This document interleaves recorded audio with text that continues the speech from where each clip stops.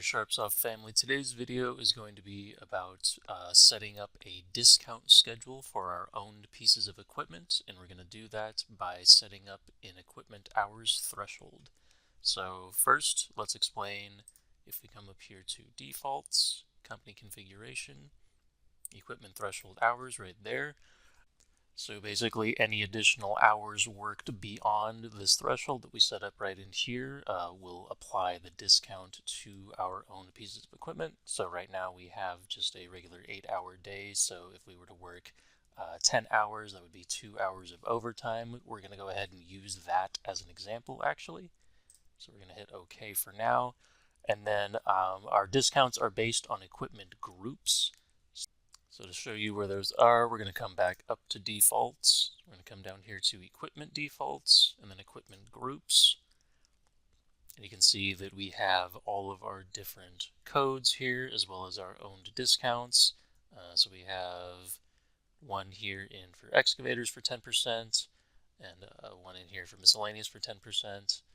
You can set up whatever you want in here. Just be aware that the discount is going to be applied specifically to that group, and they're all dependent on the one threshold. You cannot have more than one at this time. So we've got our threshold and we've got our discount rates. Now all that's left is we come up here to equipment. We're going to be going over the equipment areas and some of the other costs that we need to keep track of, like our benefits and our burdens, as well as our fuel and our oil costs. So I have an item set up here already for test equipment. Right in here, you can see that we have 5 on the fuel usage. We're using diesel. So if we open this up, so we have our one equipment area. We have a hourly rate by day of $50. Again, we have our fuel usage right in here, hourly cost for 20. Keep in mind again that this is owned. How to change that is if we just double click, it opens this little drop down menu. So down here in this panel is going to be a bunch of important information. It kind of consolidates some of these sums for us right at the moment. So we have our total hourly burden is $30. All we have is the miscellaneous burden right here. You, of course, will have multiple in there, I'm sure. And we have our hourly base rate of $100, and our daily rate is $800, and we have our discount after the threshold of 10%. So now we can go ahead and open our bid items window. And I have our one item in here already. Okay, so we have our one test item, quantity of 1 for 100 days, and this is going to be our information for our standard 8-hour day. It's a unit cost of 800, total cost of 80,000. We can even click to make this into hours, so 800 hours, unit cost of 100, etc. So we can switch that back.